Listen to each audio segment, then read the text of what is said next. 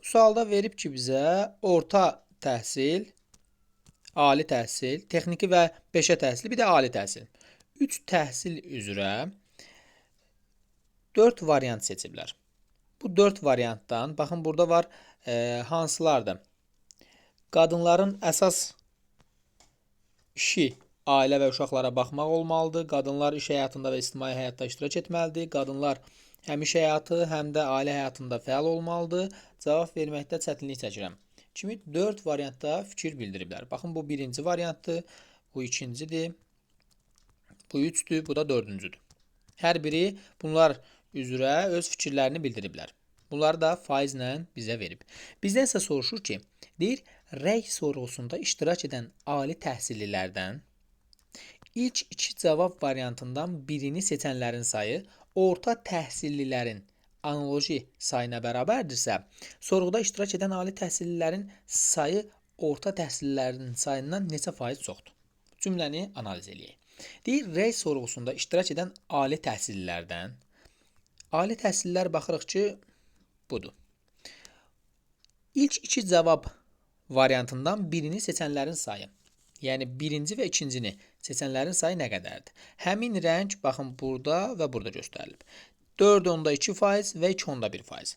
İkisi birlikdə bizə verir 6,3%.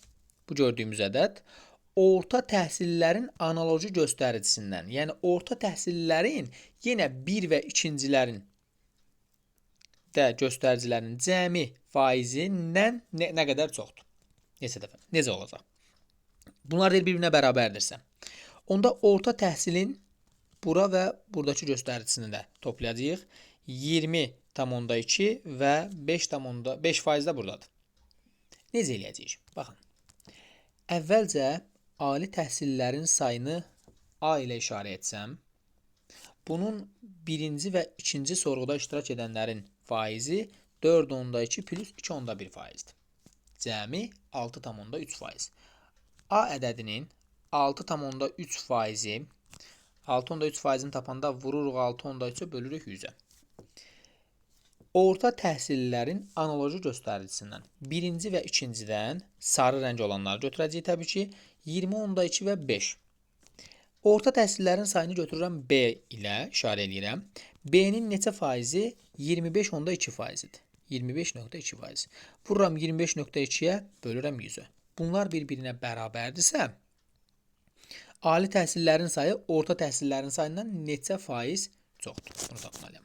Hər tərəfi 100-ə vursaq, yəni 100-lər ixtisar edə bilir, onda alınır 6,3A bərabərdir 25,2B. Hər tərəfi də 10-a vursaq, 63A bərabərdir 252B alınacaq. Hər tərəfi 63-ə bölsək, A bərabərdir 4B alınacaq. Vəssalam. A əgər 4B-dirsə, gətirib mən burada A-nı silib sağ tərəfdə onun yerinə 4B yaza bilərəm. Deyir, ali təhsillilər orta təhsillərin neçə faizidir? Əgər B-ni, B 4B, 4B B-dən neçə faiz çoxdur? B 100%-dirsə, 4B bunun 4 qatıdır. 100-ün 4 qatı 400 olacaq. 100 ilə 400 arasındakı faiz nəticə faiz fərq var? 300%. Cavab olacaq 300. Rənglərin toplanmasıdır. Qırmızı rəng ilə göy rəngi toplayanda sarı rəng yazıb. Göy rəng ilə qırmızı rəngi toplayanda sarı rəng yazıb. Eynisidir. Baxın, göy ilə göyü toplayanda sarı rəng yazıb. İndi bunun hamısına baxmağa ehtiyac yoxdur. Məsələn, sarı ilə göyü toplasa, bizə verməlidir, gedib tez sarı ilə göyü tapırsan, sarı ilə göyü toplayanda qırmızı eləyib. Demək ki, burada da qırmızı olmalıdır. Sarı göy qırmızıdırsa, sol yuxarıdakı qırmızıdır. Onun sağındakı, onun aşağısındakı bəs göy ilə sarı o da qırmızı olmalıdır. Baxın, bu variant çıxacaq. Sağdakı sarı plus sarıdır. Sarı plus sarını gedib tez tapmaq lazımdır. Sarı plus sarı qırmızı verir. Demək ki, sağdan ikinci də qırmızı olmalıdır. Onda bu sonuncu variantımız da çıxacaq. Məsələn, bu iki variantın fərqi nədir? Ona baxsaq daha tez taparıq. Burada gördüyümüz fiqur. həmin hissədəki sarıdır, buradakı göy, buradakı da göydür. Sarı ilə göyü toplayanda qırmızı verirdi bizə. Demək ki, qırmızı verilirsə birinci variant olmaz. Bu iki variantın fərqi nədir? Bu iki variantın fərqi deməli sol aşağı tərəfdəki elə buradakı qırmızı olmalıdırsa həm də bu çıxır da. Həm də burada da qırmızı olmalıdır. Bu çıxır, cavab ikincidir. Burada fiqurların yerlərinə görə baxmaq lazımdır. Birinci sətirdən ikinci sətrə, daha doğrusu birinci sütundan ikinci sütuna baxırsınız, bu ikisi eyni yerdədir. Yerinə görə həmin orada duran fiqurlar istiqamətin və yerin dəyişmir. Baxın, dəyişməyiblər. Daha sonra burada gördüyüm qara gəlib bura. O qaranın yerində olan bu fiqur baxın növbətçisində eyni yerə gedib. Göy rəng gəlib bura. Digər bu fiqur bura gedib, buradakı qara da bura gedib. Görə bilirsiniz? Bu da gəlib bura. Yəni yerlərinə görə baxmaq lazımdır. İndi baxıram bu gördüyüm yerində qalıb. Burada bu gördüyüm nə edib? Yerin dəyişib, gəlib bura. Buradan bura. Əgər yerin burada olan yerin dəyişib bura gəlib. Burada olan yerin dəyişib bura gəlib. Burada hansı fiqurdursa yerin dəyişib sağ tərəfə gəlməlidir. Sağ tərəfə gəlməlidirsə onda birinci olmaz. Digərləri qalacaq. Yerlərinə görə baxmaq lazımdır. Davam edirik. Məsələn, bu sol tərəfdəki fiqurun yerində elə olduğu kimi qalıb. Sol tərəfdəki göy fiqur bax görürsüz yerində olduğu kimi qalıb. Burada gördüyümüz qara yerində olduğu kimi qalmalıdır. Burada istiqamətini dəyişib ona görə olmaz. Tək-tək baxmaq lazımdır elementlərə. Bir də qaldı bu gördüyüm göy olanı dəyişib gətirib bura. Bunun yerində olan qaranı dəyişib gətirib bura. İndi bu qırmızı rəng olanda gətirib bu sol tərəfdə yazmalıdır. Sol tərəfdə yazacaqsa da bunun rəngini dəyişib bu formada yaza bilməz. Avtomatik olaraq axırıncı cavab. Baxırsınız ki, burada göy rənglərin sayı 4 dənədir. Qırmızıların sayı 3 dənədir. Sarıların sayı 2 dənə olmalıdır. 2 dənə olmalıdırsa və özdə rəngi də sarı rəng olmalıdır. Sarı rəng olmalıdırsa digərlərini çıxırsınız. Birinci yoxsa bu. Baxırsınız ki, hər fiqurdan bir dənədir. Sətir boyu baxanda hər fiqurdan ayrı-ayrılıqdadır. Bu fiqur o təkrardan burada götürülə bilməz. Götürmədiyim fiqur olmalıdır. Qıfıl məsələsi üçün bir dənə qayda deyirəm, bu qaydanı yadda saxlayırsınız. Qıfılın bu yuxarı nöqtəsini yazırsınız bura. Buradan aşağı düşür. Baxın belə. Sonra bu nöqtəyə nəzərən baxanda sola dönür. Sonra düşür aşağıya. Yazıram aşağı. Sonra bu sağa istiqamətlənir. Yəni belə. Sonra Z formasındadır. Belədir. Bir dənə də belə xətt. Bu açardısa qıfıl bunun güzgü əksi olmalıdır. Sürətli yazmaq üçün. Bunun güzgü əksi. Bu sola gedibsə indi sağa gedəcək. Gəlir bura.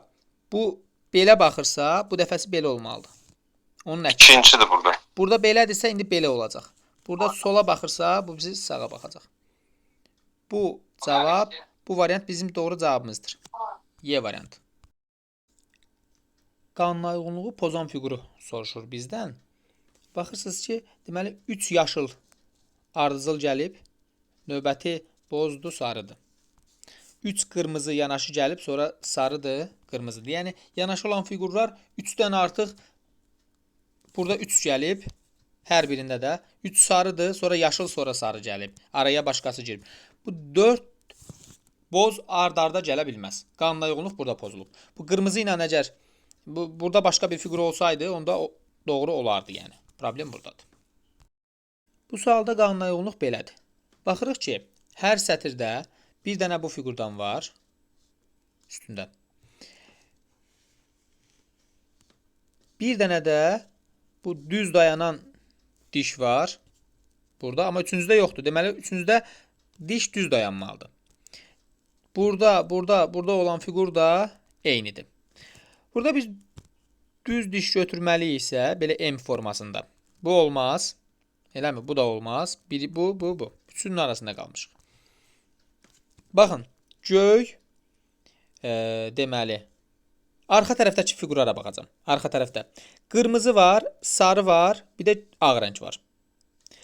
qaradır, sarıdır və bir də qırmızı rəng var. İndi burada arxa tərəfdə, baxın, bu ümumiyyətlə bu sətirdə qırmızı rəng yoxdur. Mütləq şəkildə bu sətirdə biz qırmızı rəngi götürməliyik. Qırmızı rəngi götürməliyiksə bu çıxacaq. Birinci yoxsa üçüncü. Kənarda gördüyünüz fiqurlara baxsaz, baxın, məsələn, bunun yuxarı hissəsi görün necə çıxır. İkinci sətirdə də varmı ona oxşar? Bəli. Baxın. Ondan eynisi buradadır. Eynisi buradadır. Və onun eynisi haradadır? Üçüncü sətirdə yoxdur. Üçüncü sətirdə yoxdursa, aşağı hissələrinə də baxa bilərik əslində. Birinci ilə üçüncüdə aşağı hissələrinə də baxa bilərik. Müqayisə etməyimiz üçün. Burada baxın, aşağı hissələrinə. Bunlar var, amma üçüncü sətirdə yoxdur. Aşağı hissəsinə baxın. Ona görə cavab budur. Bu sualda bu fiquru 45 dərəcə fırladır. 45-dən daha az fırladır əslində. Bu gördüyümüz içərisindəki xətti tam daxil eləyir içəriyə. Sonra biraz da fırladır. Təxmini bir 30 dərəcədə fırladır. Alınır belə bir şəkil. Amma içərisindəkini tərpətmir, dəyişmir. Sonra biraz da fırladır. Təxmini olaraq 30 dərəcə. Üçüncü 30 dərəcədə artıq bu tam düz dayanır. Və bunu biraz çölə çıxardır. Birinci şəkilə oxşar. Bir 30 dərəcə fırladır. Belə bir şəkil alır. Və bunu tam olaraq çölə çıxarır. Daha doğrusu, belə bir şəkil yoxdur hələ ki. İndi bir də 30 dərəcə fırlatsa, biraz da meyilli olacaq. Məsələn, belə dayana bilməz. Belə dayana bilməz. Və bu çöldə olmalıdır. Yarısı görünmür, ona görə olmaz. Bu da bu formada ola bilməz. Deməli, mütləq şəkildə bu olacaq. Və bu olduğu kimi qalmalıdır. Yəni, biraz daha çölə çıxmalıdır. Daha uzun olmalıdır. Ona görə cavab olacaq. Burada 5-ci şəkil 1-ci şəkilə oxşuyur. 3-cü şəkilə də oxşuyur. Amma onlardan deyil. 1 nömrəli şəklin xətti qalındır. 2 nömrəli xəttdə açıq hissə var. 3 nömrəli şəklin rəngi yaşıldır. 4 nömrəli şəklin 1, 2, 3, 4, 5 tərəfi var. Digərlərinin 4 tərəfi var. Amma 5 nömrəli şəklin özünə məxsus bir xüsusiyyəti yoxdur. Ona görə cavab 5-dir. Bunu nömrələsək əgər və 5 nömrəlidən başlayırıq. Çöldən içəriyə doğru 1, 2, 3, 4, 5, 6 şəklində nömrələsək. 5-dən başlasaq, məsələn, 5 olacaq onda bu. 5-dən gedir 3-ə. 5-dən gedir 3-ə. 5-dən... Mənim burada tərsinə eləmək lazımdır. Nömrəni içərdən tərsinə lazımdır. Deməli, onu ancaq və ancaq yazandan sonra görə bilərsən ki, bunu nömrələməsini içərdən çölə nömrələsək, 1, 2, 3, 4, 5, 6. 5-ci haradadır? 5-ci baxın, buradadır. 5-dən gedir 3-ə. 5-dən 3-ə gedibsə, bizcə dəqiqə. 5 o deyil axı elə. Bəli, oradakıdır, yuxarıdakıdır 5. Bizcə dəqiqə görüm, hə 5 buradadır. Bu biri 4 idi. 5-dən gedirik 3-ə. Yəni bura. Bəli. Buradan başlayır, gedir 6-ya. Gəldi çölə. 6-dan gedir 2-yə. 2-dən gedir 1-ə. 1-dən gedir 4-ə. Düzdür, anlayın. Deməli, içəridən çölə nömrələyib qalanlarını yazmaq lazımdır. 1, 2, 3, 4, 5, 6 şəklində nömrələdik və variantlarla baxmaq lazımdır. Sayı çox olan ədəddə ya 3 ya 5. Bax, bunlarla baxsaz daha yaxşı olar. Məsələn, 3-dən başlasaq, 3-dən gedər 4-ə. 4-dən gedərmi 6-ya? Bəli. 6-dan gedər 5-ə, düzdür. 5-dən gedər 1-ə, düzdür.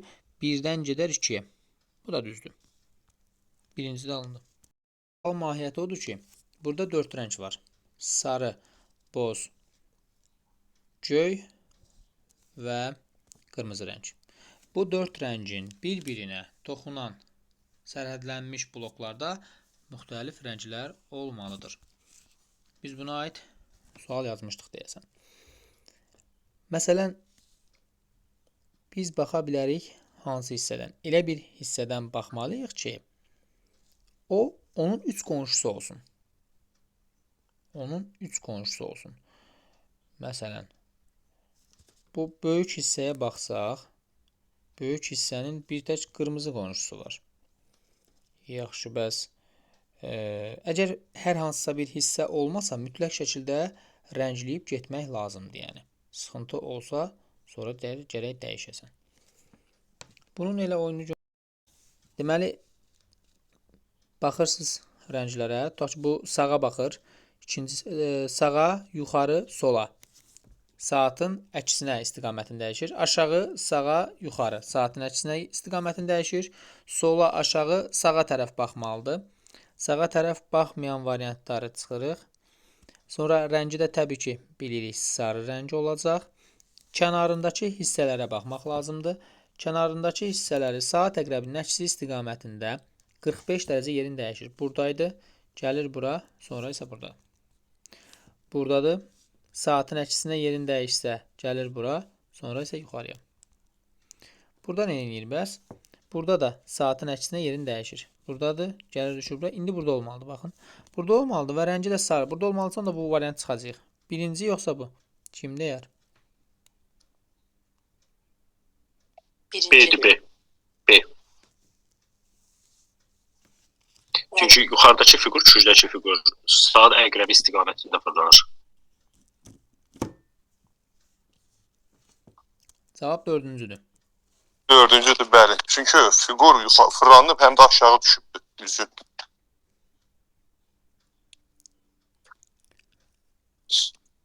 Fiqur istiqamətini dəyişəndə, baxın, birincidə necə olubsa, burada da elə olmalıdır.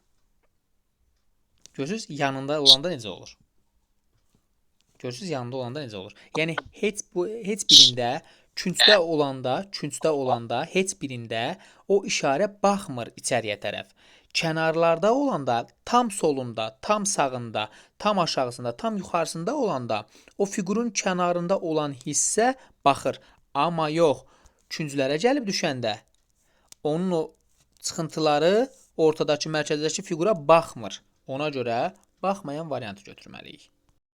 Buradan qaynama yoğunluğunu deyim. Deməli, sarını saat əqrəbi istiqamətində 1, 2, 3 xana yerində, 3 xananı ağ rəng saxlayıb yerini dəyişir. Yaşılın 1, 2 xana 2 xana saxlayıb yerini dəyişir. Qırmızının isə bir addım aparır. Birinci şəkildən üçüncü şəkilə artıq aşağıda gördüyümüz saat əqrəbi istiqamətində sola gəlib. Sonra bir də saat əqrəbi istiqamətində fırlananda yuxarı gəlir. Bir də saat əqrəbi istiqamətində fırlananda 5-ci şəkildə 1, 3, 5, 7-ci şəkildə artıq sağ tərəfdə olmalıdır. Baxırsınız ki, burada yenə də sağdakı boz gəlib lap əvvələ. Sonra buradakı qara gəlib ən əvvələ. Burada gördüyümüz, deməli, sondakı, bunu fırladası olsam, onda buradakı ağ gəlib ən əvvələ düşməlidir. Bu istiqamətdə fırladırdıqsa. Deməli, Mənsə 2-2 götürdüm, tapdıq mənim. Hər iki tərəfdə birinci ikisində soldadır, ikinci ikisində rəngli sağdadır. Burada yuxarıdasa növbətidir, deməli yuxarıda olacaq. Bu ağlarda da eyni Çiridavanya gedir də. bəli, baxın, bu ikisində plusdur, bu ikisində x. Burada plusdursa, növbəti də plus olmalıdır. Plus olmalıdsa bu deyil. Və bu da deyil. Bunlar əgər solda, sonra solda 2-2 cüt-cüt baxanda, növbəti bunlar da, bu ikisi də sağ tərəfdə olmalıdır. Bu da deyil, bu da deyil, vəssalam budur. Və yaxud daha dərinliyindən baxsaq, arxa tərəfdə gördüyümüz plusu lap əvvələ çıxarır. Gətirir, bunun üstündə yazır. Sonra bu dəfə o biri qar nöqtəsini gətirib o birinin üstə çıxardır. Bu dəfə artıq və fiqurda fırladır. Artıq x-i çıxardacaq qarşıya. Növbəti nə edir? Növbəti bu dəfə gətirir aşağıya və bunu fiqur fırladır axı. Fırladanda avtomatik olur plus. Və plus olanda arxa tərəfdəki ağı çıxardır. Növbətisində də dedik ki, nəyi çıxaracaq? Plusu çıxaracaq. Digərində də elədir.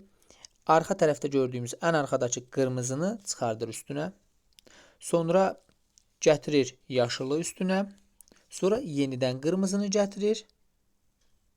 sonra isə yaşılı gətirir. Sonra isə nəyi gətirməlidir? Yenidən qırmızını gətirməlidir üstünə. Göy rəngində xəttinə baxsaq üfüqi formada, üfüqi formada. Bir dəfə belə çarpaz dayanıb, bir dəfəsində isə belə çarpaz dayanıb. Çünki orada da fırlatma var. Növbəti üfüqi dayanıbsa, o biri də üfüqi dayanmalıdır. Çünki cüt-cüt baxırıq. Bir hərəkət boyu yol ayrıcılarına yaxınlaşanda sağ tərəfdəki oxdan faydalanın. Və K-dan C-yə gedir. Bunun mahiyyəti nədir? Mahiyyət ondan ibarətdir ki, deyir K-dan yuxarıdan aşağı gəlsək, bunun xəttin sağı buradır. Xəttin sağı bizim solumuzdur. Sağındakı ox deyir ki, buradan dönmək lazımdır. Döndük. Bura gələndə bu ox bizə deyir ki, dönməlisiniz bu formada. Gəlirsiniz bura. Bu ox deyir ki, düz gedin. Gəlib çatırıq bura. Bu ox deyir ki, buradan dönməlisiniz. Döndük, gedirik və burayla gedirik. Deməli, buradan gəlirik bura. Bunun sağındakı ox deyir ki, buradan dönməlisiniz. Baxın, burada ox deyir ki, dönməlisiniz. Döndük, gəldik bura. Burada sağındakı ox deyir ki, dönməlisiniz. Döndük. Burada dönəndən sonra sağında ox var buralarda? Yox. Düz gedirik. Gəldik, çatdıq C-yə. K-dan C-yə necə gedirsə, indi X, Y, Z-də həmin qanuna uyğunluğu tətbiq etmək lazımdır. X-dən başlayırıq. Gəlir yaşa. Sağındakı xətt deyir ki, dönməlisiniz. Dönürük bu tərəfə. Buradakı sağındakı ox deyir ki, xəttin sağındakı ox deyir ki, dönməlisiniz. Gəlir bura. Burada xətt yoxdur deyə düz düşürük. Çatdım bura. Bu xətt deyir ki, dönməlisiniz. Buradan dönürük belə. Yanında xətt yoxdur deyə gəlirəm. Sağındakı xətt deyir ki, dönməlisiniz. Döndük buradan. Bura gələndə bunun sağındakı xətt deyir ki, dönmək olmalıdır burada. Buradan dönürsünüz belə. Bu sağındakı xətt deyir ki, dönməlisiniz. Gəlirsiniz bura. Bura gələndə olur N. Deməli, X, N-dir. N-lə başlayan bizə də nar sözü var. Bəs digərlərini tapsaq. Y-dən başlayırıq və gəlirik. Burada sağındakı ox deyir ki, dönün. Dönürük. Və neçə ki, qarşımıza xətt çıxmayıbsa, buradakı sağındakı ox deyir ki, döndük. Gedirik. Sağında xətt dolana qədər. Sağındakı ox deyir ki, dönmək lazımdır. Deməli, bu gəlməlidir mütləq A-ya. Bir də Z-ə baxaq. Z-də yuxarıdan aşağı gəlirik. Bəli, ancaq nişanlara nəzərən. Gəldik. Sağında ox görəndə oxa nəzərən dönmək lazımdır. Dönürük bura. Bunun da sağında ox var burada. Buna nəzərən yuxarı dönürük və gəlirik bura qədər. Sağında ox varsa, bu oxa görə biz dönməliyik. Burada da sağında ox var. Sağındakı oxa nəzərən dönürük. Gəlirik bura. Sağında ox var. Buradan dönmək lazımdır. Dönürük və burada sağında ox yoxdur. Düz gedirik. R. Yoldaşlar, burada baxırsınız ki, paralelgram baxın budur. Burada bir dənədir. Bu birin birədir. Bir dənədir yəni. Birin birə, o bir dənədir. Bunu biz belə götürəsi olsaq, yəni bu xəttə nəzərən, bu sütunda. Artıq 2-nin sol tərəf 2-dir, yuxarı isə 1-dir. Bu dəfə 2-nin birədir. Bu yazdığım 2-nin birədir. Bu dəfə 3-ünü götürəsi olsaq, solda 3-dür, yuxarıda bir dənə xətt var. Bu artıq 3-ün birədir.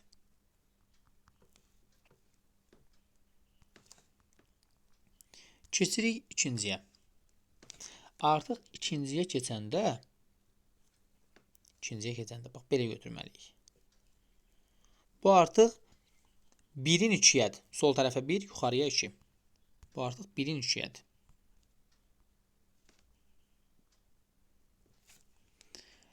Aşağıda götürəsi olacaq. Məsələn, bu dəfə 4-ünü götürəcəm də. 2-nin 2-yədir.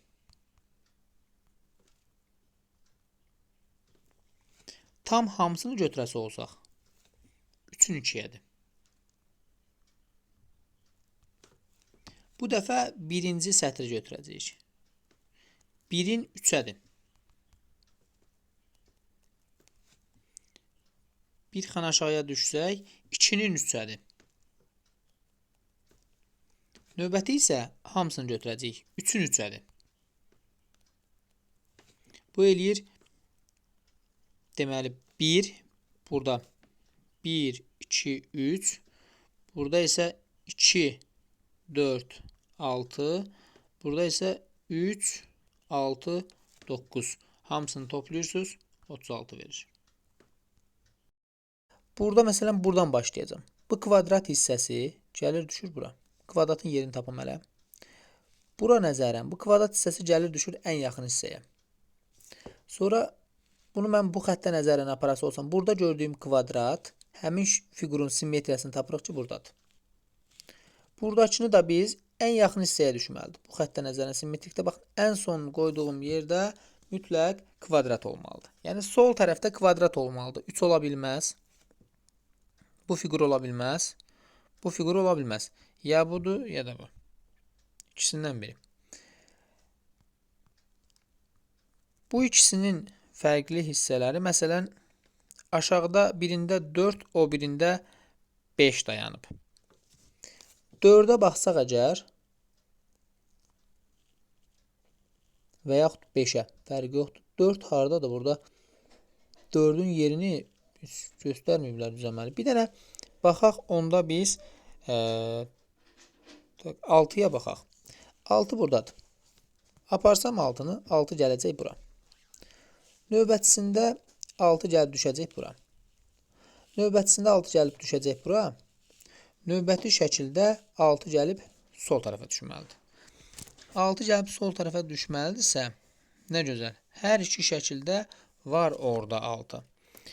Bəs bu iki şəklin fərqli hissəsinə biz bu fiqura baxsaq əgər. Bu fiqur. O fiqurumuz buradadır. Bunu əgər biz bu xəttə nəzərən simmetrik qattalasaq, bura gələcək. Bu xəttə nəzərən simmetrik qattalasaq, bura gələcək. Bu xəttə nəzərən simmetrik qattalasaq, ən yaxındakı hissəyə gəlib düşəcək. Yəni variant budur. Əgər barmağını sola istiqamətləndiribsə, oyunu təklif eləyənin solda. Sağa istiqamətləndiribsə, sağda. Yuxarıya istiqamətləndiribsə, oyunu özünün təklif etmədiyini, aşağıya istiqamətləndiribsə, oyunu özünün təklif etdiyini göstərir. Burada 6 nəfər oyunçu var.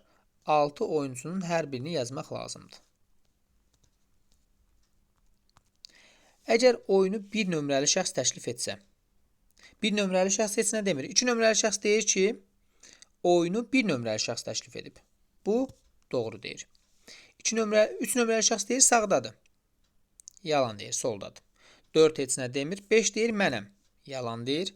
6 deyir mən deyiləm. Düz deyir. Əgər oyunu 2 nömrəli şəxs təklif etsə, 1 nömrəli şəxs heç nə demir. 2 nömrəli şəxs deyir soldadır. Yalan deyir, özüdür. 3 nömrəli şəxs deyir sağdadır. Yalan deyir, soldadır. 4 heç nə demir. 5 deyir mənəm oyunu təklif edən. Yalan deyir, 2 nömrəli şəxsdir. 6 deyir mən deyiləm. Doğru deyir. Oyunu əgər 3 nömrəli şəxs təklif etmiş olsa, 1 heç nə demir. 2 deyir soldadır. Yalan deyir, sağdadır. 2 deyir sağdadır. 3 deyir sağdadır. Yalan deyir, özüdür. 4 heç nə demir. 5 deyir mənəm oyunu təklif edən. Bu da yalan deyir. 6-cı deyir mən deyiləm. Doğru deyir. Əgər oyunu 4 nömrəli şəxs təklif etmiş olsa, 1 nömrəli şəxs heç nə demir. 2 deyir oyunu təklif edən soldadır. Yalan deyir. 3 deyir sağdadır. Doğru deyir. 4 heç nə demir. 5 deyir mənəm oyunu təklif edən. Yalan deyir. 6 deyir mən deyiləm. Doğru deyir. Oyunu əgər 5 nömrəli şəxs təklif etmiş olsa, 1 heç nə demir. 2 deyir soldadır. Yalan deyir. 3 deyir sağdadır. Düz deyir. 4 heç nə demir. 5 deyir mənəm oyunu təklif edən. Doğru deyir. 6 deyir ki mən deyiləm. Bu da doğru deyir. Əgər oyunu 6 nömrəli şəxs təklif etmiş olsa, 1 heç nə demir. 2 deyir oyunu təklif edən soldadır. Yalan deyir, sağdadır. 3 deyir sağdadır. Doğru deyir. 4 heç nə demir. 5 deyir oyunu mən təklif etmişəm. Yalan deyir. 6 deyir mən deyiləm. Bu da yalan deyir.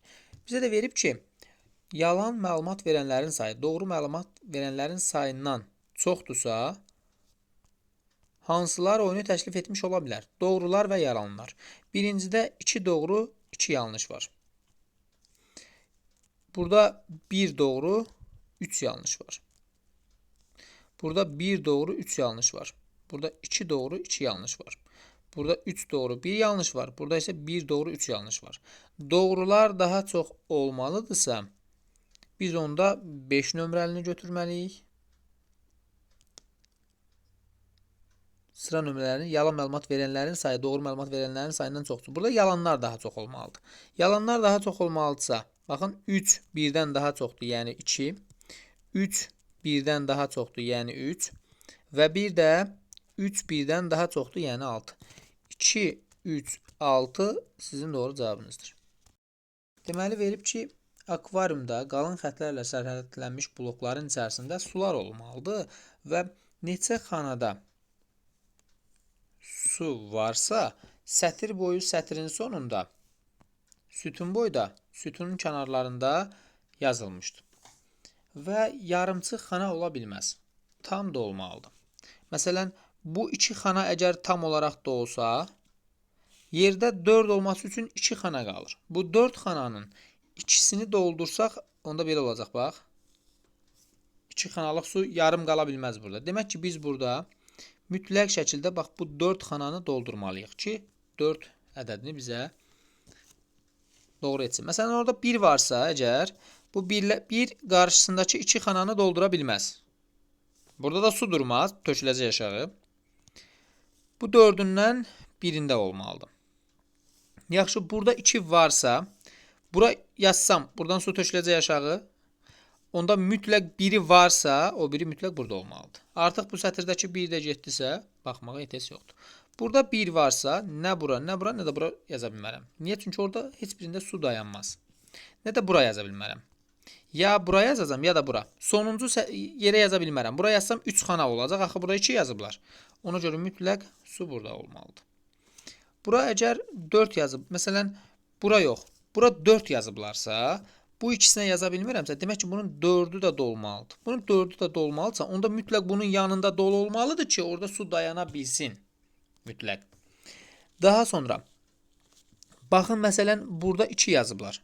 Burada 2 yazıblarsa, biz nə edəcəyik? Ya bura, ki bura yaza bilmərəm, bura artıq 1-dir. Bura su yaza bilmirsə, bunların yuxarısına da yaza bilmərik. Mütləq bura yazmalıyım. Burada su dayanması üçün bunun solunda da su dayanmalıdır. Əssalam. Yaxşı, bəs burada əgər ki 4 xanada su olmalıdırsa, nə burada, nə də burada su ola bilmirsə, mütləq şəkildə biri burada olmalıdır, bir də burada olmalıdır. Burada su dayanması üçün, görün nə yazıram mən. Burada da, burada da, burada da, burada da su olmalıdır. 5 xana buradan, 4 xana buradan tam dolub, 4-ü buradan dolub, biri buradan, biri buradan, 4-ü də buradan. Vəssalam, sətir boyu dolub. Bəs sütun boyu, sütunların hamısı da dolubsa, demək ki, C və D boşdur, A, B, Y isə doludur. Deməli, burada qanunauyğunluq belədir ki, birinci şəkildən bu şəkil necə alır?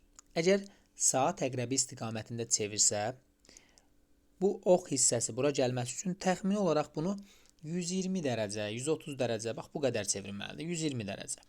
Saat əqrəbi istiqamətində. Biz bu fiquru 120 dərəcə çevirəndə, necə ki, bunun tili, bax bura gəlibsə, burada olan təxmini olaraq bu istiqamətdə gəlibsə, burada yuxarıya baxan hissə də təxmini olaraq bu istiqamətdə gəlməlidir. Bu istiqamətdə gəlməlisə ilə 1 olar. İkinci yerindəcə səhvdir. 3 olar. Digərlərində 4 ilə 5-də isə fiquru saatın əksinə fırladacaq. 2 olmaz. Onda tez 2-ni variantlardan çıxırıq. Yəni 1, 4 hər variantda var. 3 ilə 5-in fərqinə baxsaq, yoldaşlar, içəridəki fiquru 90 dərəcə istiqamətində dəyişib. Amma yadda saxlayırıq ki, onun simmetriyasını da yaza bilər. Güzgü əksini də yaza bilər. İndi biz buradakı fiquru 90 dərəcə istiqamətin dəyişəsi olsaq, bu belə baxacaq. Simmetriyasını yazsaq da belə, mütləq şəkildə bu belə dayanmalıdır. 3 nömrəli şəkildə düz dayana bilməz. Çünki birinci şəkli 90 dərəcə fırladıbsa, ikincini də 90 dərəcə fırlatmalıdır. 3 ola bilməzsə 1, 4, 5 bizim cavabdır. Niyə? 4 və 5-ci suallarda bunu artıq saatın əksinə fırladım. Necə? 120 dərəcə saat əqrəbi istiqamətində fırlatmaq saatın əksinə 240 dərəcə fırlatmaq deməkdir. Və yaxud elə saatın əksinə bunu 180 dərəcə fırladıb simmetriyasını yazsaz da olar. Baxın, bu şəkli saat əqrəbinin əksi istiqamətində fırladanda 120 dərəcə təxmini olaraq fırladanda artıq bu cür şəkil alınır. Bunun cüzgü əksini yazanda bizim şəklimizi verir. Söhbət çöldəki fiqurdan gedir, içəridəki fiqur gedişatı tam ayrıdır. Bu şəkli saat əqrəbi istiqamətində çevrəsi olsaq, saat əqrəbi istiqamətində, onda təxmini olaraq buradakı ox hissəsi, yuxarıya baxan ox hissəsi gəlib baxacaq sol tərəfə. Və bunun biz cüzgü əksini yazası olsaq, bu tam olaraq sağa baxacaq. Bu gördüyüm hissə sağ tərəfə baxacaqsa 4 və 5-də olan şəkil kimi görünəcək. Ona görə hər ikisi ola bilər. Bəs bu içəridəki fiqur bu şəkli saat əqrəbi istiqamətində fırlatdıq bu və yaxud saatın əksinə fırlatdıq, yenə də həmin şəkil alınır. Cüzgü əksini yaza bilər. İndi bu şəkli biz saat əqrəbi istiqamətində fırlatsaq, bu da ola bilər. Saatın əksinə fırlatsaq, yenə də onsuz eyni şəkil alınacaq və yaxud cüzgü əksini yazsa, yenə də hər vəziyyətdə 4 və 5 cavabımız olacaq. 1, 4, 5. 3 ona görə çıxdım ki, ortadakı fiqur düz dayanmışdı. 2-də də fırladanda ümumiyyətlə bu xətt ora gəlmir. Yəni burada belədir. Nömrəli sualda qanunauyğunluq belədir. Bizə verib ki, hansı ildə istehlak məhsullarının və ödənişli xidmətlərin əvvəlki ilə nisbətən həcmlərinin faizlə göstəriciləri bir-birindən ən az fərqlənər. O vaxt ən az fərqlənər ki, göstəricilər eyni olsun və yaxud bir-birinə ən yaxın olsun 2018-ci ildə. Bu sualda deməli şərtdə verib ki, dövlət büdcəsinin gəlirləri və xərclərini əvvəlki ilə nisbətən faizlə göstəriciləri diaqramda verilib. Burada göstəricilər əvvəlki ilə nisbətən göstəricilərdir. Amma deyir ki, hansı ildə dövlət büdcəsinin gəlirləri və xərcləri eyni olmuşdur. Gəlir və xərclərin hansı ildə eyni olmasını bilmirəm. Çünki gəlir və xərclərin nə qədər olmasını bilmirəm. Sadəcə bu gəlir və xərclər 2015-ci il götürüb çox adam və cavab da 2015 çıxıb, 2015 deyil. 2015-ci ildə bunların əvvəlki ilə nəzərən onların artması və gəliri və xərclərinin faizləri bir-birinə bərabərdir. Onların gəlir və xərcləri bərabər deyil. Ona görə bunu müəyyənləşdirmək mümkün deyil. 3 nömrəli sualda deməli bizə verib ki, 2013-2020-ci illərə aid olan dövrün hansı ilində stasionar mənbələrdən ayrılan çirklənən maddələrin daha çox hissəsi tutularaq zərərsizləşdirilib. Burada şərti oxusaz görəcəksiniz ki, deməli stasionar mənbələrdən ayrılan çirkləndirici maddələr var. Çirkləndirici maddələri stasionarlara bölmək lazımdır. Çünki stasionar mənbələrdən ayrıblar çirkləndirici maddələri.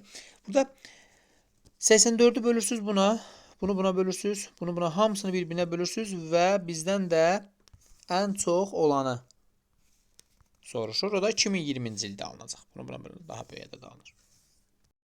4 nömrəli sualda bizə Azərbaycanda suvarılan torpaqların şoranlaşmasını qrafiklə verib, rəngləri ilə birlikdə deyir, aşağıdakılardan hansı doğru ola bilər? Burada cavab D variantı deyir, zəif şoranlaşmış torpaqların sahəsi orta şoranlaşmış torpaqların sahəsindən 2 dəfə çoxdur. Təxmini olaraq zəif şoranlaşmışlar qırmızı rəngdir, orta şoranlaşmışlar yaşıl rəngdir. Təxmini olaraq bunu böləsi olsaq, baxın, bura 2 dənə yaşıl yerləşdirmək olar. Ona görə cavab D variantıdır. 2014-2021-ci illər ərzində Azərbaycanda ümumi daxili məhsulu əvvəlki ilə nisbətən faizlə göstərən diaqram verilib. Və siz mütləq şərti diqqətlə oxuyun. Şərti diqqətlə oxuyun. Burada 2013-cü ilin göstəricisini bilmirik. Tutaq ki, 2013-cü ilin göstəricisini 100 götürsəm, 2014-cü ilin göstəricisi olacaq onun 100-ün, yəni 102,8-i. Biz bu cür sual işləmişik. Onda olacaq bu 102,8.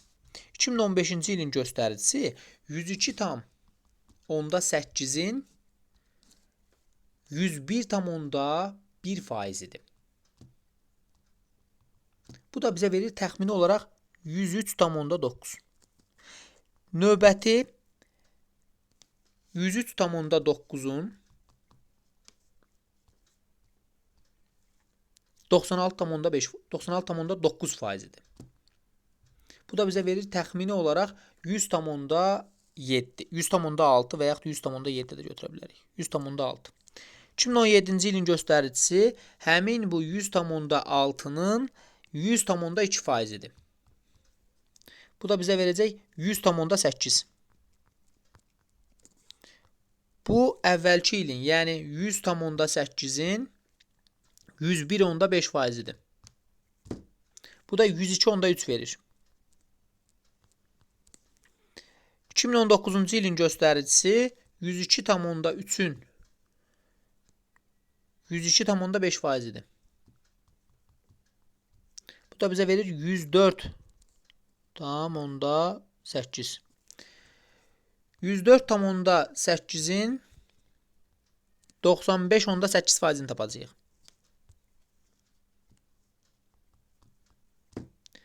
Bu da 100,3 verəcək. Buradakı qiymət isə 100,3-ün 105,6%-dir. 105,9 verəcək bu da. 105,9. Burada ən az göstəricini soruşur. Diqqət edin, bu 100,6-dır. Bu 100,8-dir. Bu 100,3-dür. 2020-ci ildə 100,3-dür. Deməli, budur cavab. Deməli, əvvəldə olan hissələr lazımsızdır bizə. Monitorinq aparmaq üçün cəlb olunan iki mütəxəssisdən biri digərinin evinə gəlir və hər iki mütəxəssis birlikdə 3 km/saat sürət ilə monitorinq yerinə istiqamətləndirirlər. Birinci bunu dəqiqə ilə verdiyinə görə biz dəqiqəyə çevirdik. Gördük ki, 3 kilometri o 1 saata, yəni 60 dəqiqəyə gedir. Tapıram ki, buradan 1 dəqiqəyə nə qədər gedir bu? 3 bölünsün 60, yəni 0,5 kilometr. O 1 dəqiqə ərzində 0,5 kilometr gedir.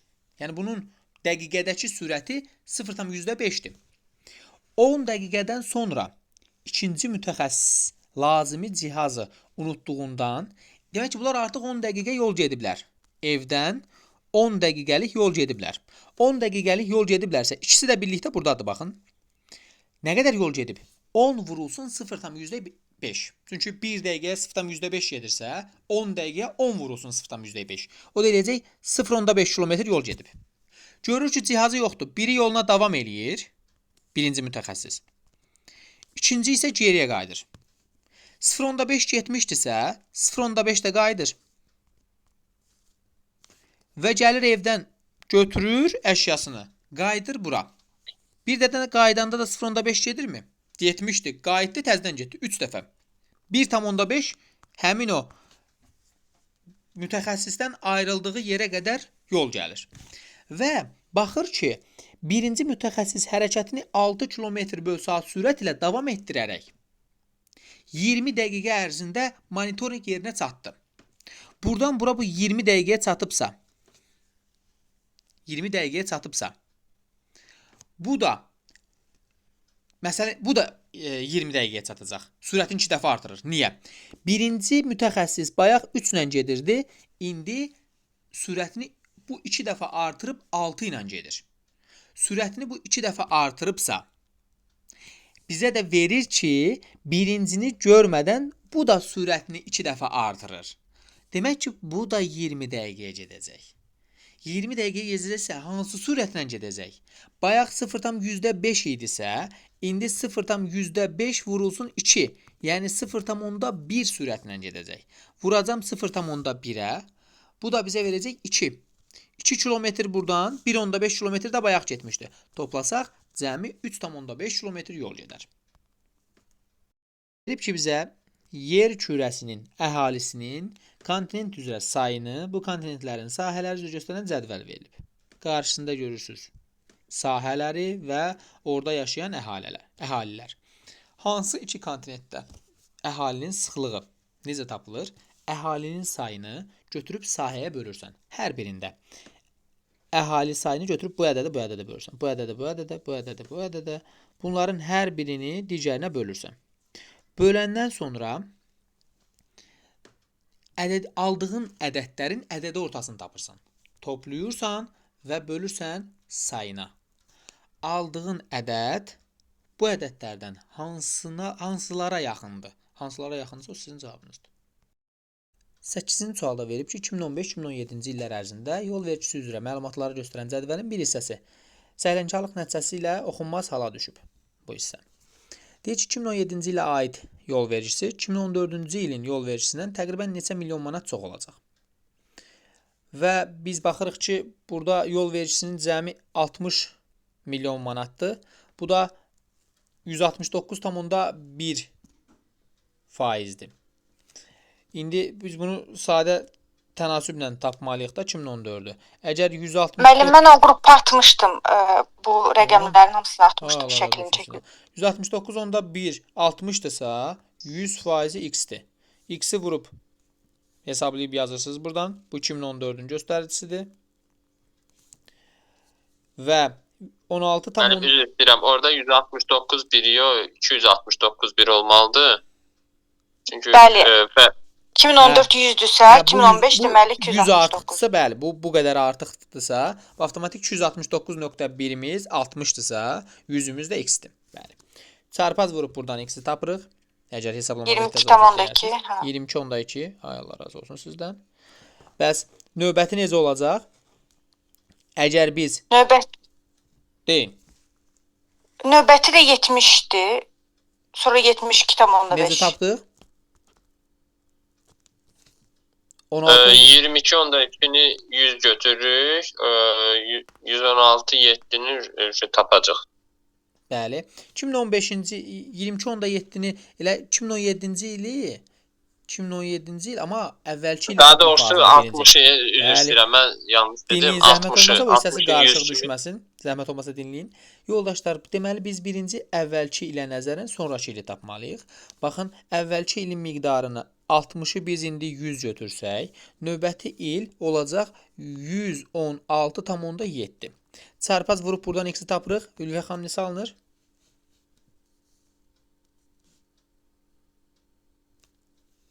Çarpaz vurub tapırıq bunu. Bu bizə verir. Vuraq hesablayaq. Vuraq 60-a. Aldığımız cavabı da 100-ə bölsək 70,2 alınacaq. 70,2 alınır. 70,2 2017-ci ilə nəzərən, deməli bu göstərici 2017-2016-cı ilə nəzərən 2,9% artmışdır. Növbəti etapda artıq biz 70,2-ni 100 götürəcəyik. 2,9 artırsaq 102,9 və salam. Bunu da hesablasaq 70,2-ni vuracağıq 102,9-a, aldığımız qiyməti böləcəyik 100-ə. Bu da 72,5 verəcək bizə. Bu qiyməti tapandan sonra bizə deyək 2017-ci ilə aid yol vericisi 2014-cü yol vericisinin təqribən neçə milyon manat çox olmuşdu. Aldığımız qiymətləri də bir-birindən çıxacağıq. 49,8. Burada birinci aradakı fərqləri tapmaq lazımdır. Verib ki, 2016-2020-ci illər üzrə dünya əhalisinin sayını milyonlarla göstərən diaqram verilib. 2016-2020-ci illəri əhatə edən dövr ərzində dünya əhalisi ən azı neçə milyon nəfər çox olsaydı, həmin dövr ərzində dünya əhalisinin ildən ilə daha çox artması müşahidə oluna bilərdi. Yəni, aradakı fərqlər arta getsin. Birinci aradakı fərqləri tək-tək hesablayıb yazmaq lazımdır. Yəni, 7508-dən çıxmaq lazımdır 7426-sını. Aradakı fərq verir 82. 82. Bəli. 7591-dən çıxacağıq 7508-ni. Bu isə bizə verir 83. 83. O biri də 83 Bu da verir. 83 verir, bəli. Sonra 82. Burada isə 82 90, verir. Burada 95, 97. Burada da 95, 97. Ay Allah razı olsun sizdən. 95, 97 onsuzdakı çoxdur. Əsas məsələ bizə lazım olan, baxın bu hissədir. Burada artı 18-dən 9-cu il. Dinləyin zəhmət olmasa 82, 83. Gərək növbəti 83 olmazdı. 84 olardı. Gərək növbəti də 82 yox, 85 olardı. 83 niyə belə olmalıdır? Çünki 82, 83, 84, 85 arta getməsi üçün. Onda 83-ümüz 84 olması üçün 1 vahid artmalı idi. 82-miz də 85 olması üçün bu da neçə vahid artmalı idi? Bu da 3 vahid artmalı idi. 3 vahid artmalı idi. Bunlar arasındakı fərq, yəni bunları toplasaq, bu bizə 4 verərdi. Amma variant deyəsən 6 çıxıb, o doğru deyil yəni. Bizcə şeyi bilmək lazımdır ki, bu davamlı arta getməlidir. Baxırsınız ki, 2013-2021-ci illər ərzində istehsal olunmuş ümumi daxili məhsulun həcmini göstərən və ÜDM-də turistlərin yerləşdirilməsi və ictimai iaşənin payını göstərən diaqram verilib. Diqqət edirsiniz, burada qiymətləri verib, hər birində nə qədərdirsə, burada isə turistlərin yerləşdirilməsi və ictimai iaşənin payını faizlə verib bizə. Bizdən də soruşur ki, 2019-cu ildə turistlərin yerləşməsi və ictimai iaşə üzrə neçə milyard manat olmuşdu? Birinci 2019-cu ildə tapırıq ki, 81,7 milyard manat imiş. 81,7 milyardın burada rəngi verilməyib, daha doğrusu qiyməti verilməyib, təxmini qiymət götürəcəyik. Yəni 2,3 budursa, 2,3-dən biraz yuxarı təxmini olaraq biz bunu 2,4 götürməliyik. Və 81,7-nin biz 2,4 faizini tapmalıyıq.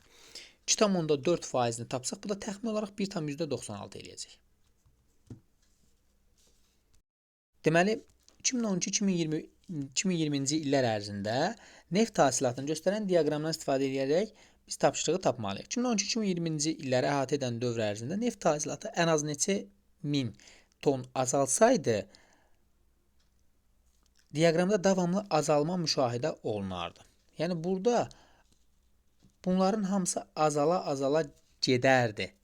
Əgər buradan bura artım olub, artım olmasaydı, buradan bura artım olub, həmin o artım olmasaydı. Artım olmasaydı, onda nə qədər olacaqdı? Bunlar arasındakı fərqi tapsaq, bu bizə 82,6 verəcək. Bunlar arasındakı, yəni yuxarıdakı ədəddən aşağıdakı ədədə çıxası olsam, bu bizə verəcək 125,9. 125,9. İndi baxın. Bunların cəmi neçə eləyir? Bunların cəmi eləyir 208,5. Cavabımız isə 208,7-dir. Niyə? Ona görə ki, biz əgər burada aşağıdakı ədəddən 82,6-sını çıxsaq, ədədin özünü verəcək bura. Yəni 43.374,8 eləyəcək bura. Axı o azalma deyil, o eynisinin qalması deməkdir. Demək ki, biz burada 82,6 yox, 82,7, yəni bir vahid daha artığını çıxacaq. Bunu 82,7 eləyəcəm. Və yuxarı tərəfdə isə 38.688,4-dən 125,9-unu çıxsam, ədədin özü qalacaq. Əstəğfurullah, yuxarıdakı ədəddən bunu çıxsam, aşağıdakı ədədin özü qalacaq. Amma bu özü qalmalı deyil də, azala getməlidir. Ona görə bunu 125,9 yox, 126 kimi baxacam. 0,1 artırdım. 126 ilə 82,7-ni toplayanda bu bizə verir 208,7. Doğru cavab 208,7-dir. Yəni C variantı. Deməli, bu sualda 100 üzərindən də götürə bilərsən, 1000 üzərindən də götürə bilərsən, problem yoxdur. Elə 100 üzərindən götürək. Deyir, əgər 2014-cü ildə iqtisadi fəal əhalinin sayı 2% az olsaydı, həmin ildə işsizlərin sayı olduğu kimi qalsaydı, işsizlik səviyyəsi əvvəlki illə müqayisədə necə dəyişərdi? 2014-cü ildən söhbət gedirsə, 2014-cü ilin ədədini götürürəm özümdən 100. 100-ün 4,9 faizi ilə işsizlik faizi 4,9 olacaq. Deyir ki, 2% azalsaydı əhalinin sayı 100 yox, 100-dən 2% aşağı 98 olacaqdı. 98 olsaydı və qiymət də dəyişməsəydi, işsizlik faizi ilə 4,9 da qalsaydı, onda necə olardı bəs? Onda necə olardı? Onda 4,9 98-in neçə faizidir? 4,9-u bölürsən 98-ə, vurursan 100-ə. Ya da 98-in 100%-dirsə, 4,9-un da x%-dir. Çarpaz vurub tapanda alınır 5%. Bu da bizə verir ki, əvvəlki ildə necə idi? Əvvəlki ildəki göstərici 5% idi. Demək ki, bu da 5% alınır. Bu da 5% alınırsa, bu dəyişməz imiş. Bu sualda bizə verib ki, 2013-2020-ci illər ərzində bərpa olunan mənbələrdən əldə olunan enerjinin ümumi enerji təchizatında payını göstərən diaqramdan istifadə edərək tapşırıq yerinə yetirəcəyik. Bərpa olunan mənbələrdən əldə olunan faizləri verib, ümumi enerji təchizatı hər bir il ərzində əvvəlki ildən 10% çox olarsa, neçənci ildə bərpa olunan mənbələrdən əldə olunan enerjinin miqdarı ən az olar.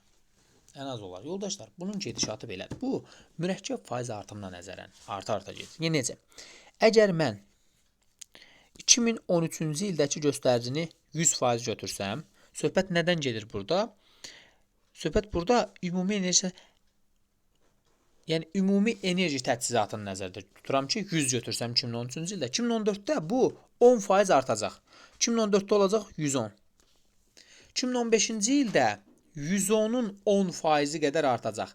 Artıq bu dəfə mən 110-un 10%-ni tapacam və üstünə gələcəm. Bu eləyəcək 121. 121-in bu dəfə yenə 121-in 10%-ni tapıb da yenə üstünə gələcəm. Elə bir kalkulyatorla birbaşa 121-in 110%-ni tapa bilərsiniz. Yəni 110-a vursaz kifayətdir. 110-a vurub 100-ə də bölürsünüz. 133,1 eləyir. 2017-ci ildə əvvəlki ilə nəzərən yenə 10% artacaqsa, bu dəfə 133,1-in yenə 110%-ni tapmalısınız. Yəni 10%-ni tapıb üstünə gəlməlisiniz.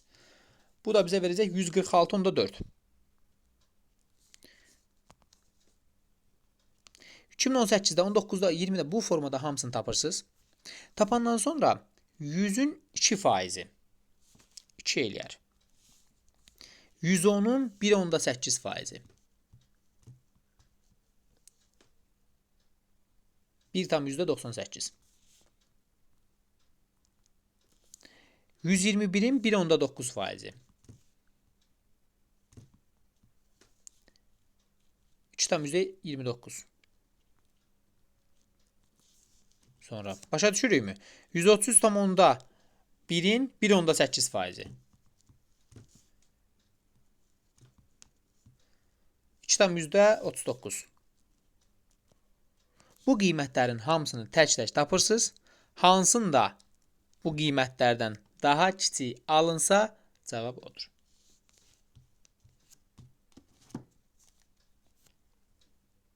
Bu da elə 2014-cü ildə alınacaq. 1,98. O birlər hamısı yuxarı qiymətlər alınır. Çünki niyə? Burada gördüyümüz ədədlər arta gedir deyə, həmin ədədlərin də burada təxmini qiymətlər alınır. Bir-birinə yaxın qiymətlərdir də. Ona görə bu qiymətlər də arta gedir. Elə ən azı 1,98, yəni 2014-cü ildə olur. Bu sualda bizdən istəyir ki, 2016-cı ildə müqayisədə 2020-ci ildə əmək qabiliyyətli yaşda olan əhalinin 6,2% artdığını bilərək, analoji illər ərzində iqtisadi fəal əhalinin sayının təqribən neçə faiz artdığını müəyyən edin. Deməli, ilk öncə nə etmək lazımdır? Birinci, biz 2016-dan 2020-ci ili müqayisə edəcəyik. 2016 və 2020-ci illər arasında deyir, əmək qabiliyyətli yaşda olan əhalinin 6,2% artdığını bilərək, analoji illər ərzində iqtisadi fəal əhalinin sayının təqribən nə qədər artdığını görəcəyik. Əgər 2016-cı ildə əhali sayını 100 götürsək, bunun 72,8% ilə 72,8 eləyəcək. 2020-ci ili götürəsi olsaq, budur qiymət. Bu 106,8 eləyəcək. Bir də 106,8-in bu faizini tapacağıq, 100-ün də bu faizini tapacağıq və sonra bunları bir-birinə böləcəyik. 15-ci sualda verib ki, 2013-2020-ci illər ərzində bir məşğulluq şəxsin bir iş saati ərzində orta hesabla istehsal etdiyi üdemin verilib. Bir məşğul şəxs, üdemin manatının. Deməli, 2016-cı ildə məşğul şəxslərin sayı 25% çox olmuş olsaydı, məşğul şəxslərin istehsal etdiyi üdeminin illik həcmi iş saatlarının miqdarı dəyişməsəydi, Həmin ildə bir məşğul şəxsin bir iş saatı ərzində orta hesabla istehsal etdiyi üdm nə qədər olardı? Yoldaşlar, 2016-cı ildə 6.6-dır. Biz də bilirik ki, bu orta hesabla bir saata aldığı manat üdm miqdarı hesablayanda pulun miqdarını üdm qiyməti də onu biz götürüb bölməliyik nəyə? Saata. Daha doğrusu sayına bölməliyik. Sayına bölsək adam başına düşən bir saat ərzində adam başına nə qədər pul düşürsə onu tapacağıq. Bu eləyir 6.6. Məsələn, mən bu adam sayını təxmini olaraq 100x götürürəm. Niyə deyəcəm? O pulun miqdarını tapmaq üçün. Pulun miqdarı olacaq. Yəni pul miqdarı dediyim ümumi işin miqdarıdır da, yəni işin dəyəridir. Burada baxın, istehsal etdiyi üdm-in illik həcmi. Bunu nəzərdə tuturam. 6.6-nı 100-ə vurası olsaq bu 660 eləyəcək. 660x eləyəcək. Amma deyir bunu dəyişmə. Ümumi işimizin həcmi 660x-lik bir işdir. Adamların sayını bayaq 100x götürmüşdüm. İndi deyir 25% çox olsaydı şəxslərin sayı. Onda nə qədər olacaqdı? 125x qədər olacaqdı. Yəni 660x-i götürüb 125x-ə bölmək lazımdır. O da düşəcəkdi 5,28. Vəssalam. 5,28 manat olardı. Deməli, bu akvarium sualında bunun qarşısında 5 xana boşdursa, baxın 5. Bunun 5-i də mütləq də olacaq. Burada deməli biz dedik ki, bir xanadırsa bu mütləq bu 4-ü də boş qalmalıdır. Bura boş qalırsa bunun yuxarısında olanlar da boş qalmalıdır. Əgər buralar boş qalacaqsa burada 3 xana dolmalıdırsa mütləq şəkildə deməli burada su olmalıdır. Mütləq burada olmalıdır, mütləq. Burada olacaqsa mütləq onun sağında da olmalıdır. Və əgər ki burada 4 xana tam dolacaqsa, burada su yoxdursa, mütləq burada su var. Burada su varsa, deməli bunun sağında da mütləq su olmalıdır. Daha sonra bunun qarşısında 4 xanada su olmalıdır. Bu ikisində su ola bilməz. Çünki bir xanada olmalıdır. Onda mütləq burada su olacaq. Artıq bu sütun da dolub. Digər sütunlar da tam olaraq dolub. Qalıb bu sütun. Burada bunun qarşısında artıq 3 xananın içində də su var. Buralarda ola bilməz. Buralarda ola bilməzsə, onda mütləq bu yuxarıya keçməlidir. Onda mütləq bunun solunda da su var. Bitdi. Y, V, H boşdur. F isə doldu. U və F doldu.